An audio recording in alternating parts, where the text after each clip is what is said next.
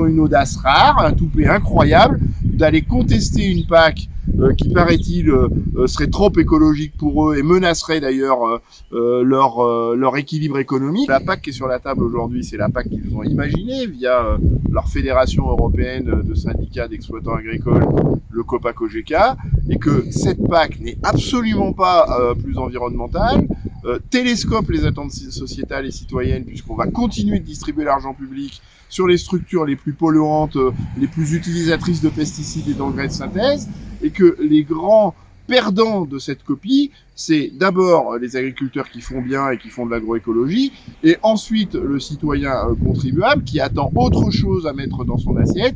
Le projet de réforme actuel de la PAC institutionnalise la destruction de la planète par voie agricole. Il est urgent de changer de modèle.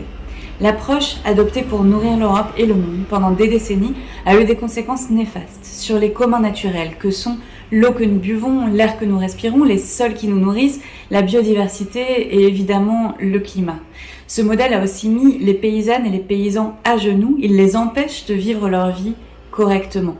Alors mobilisons-nous, parce que l'Union européenne est sur le point de rater une occasion historique, de changer de modèle et de mettre les paysannes et les paysans, de leur permettre de gagner correctement leur vie tout en protégeant les communs naturels. Alors oui, il y a les belles phrases de Monsieur Macron, mais nous demandons des actes maintenant. Contrairement à ce que laisse croire la FNSEA, les grands oubliés de cette réforme sont les agriculteurs bio qui vont perdre jusqu'à 132 € par hectare et par an.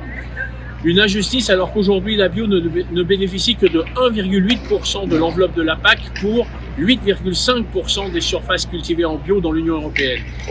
L'Union européenne s'est fixé l'objectif de 25% de surface en bio en 2030.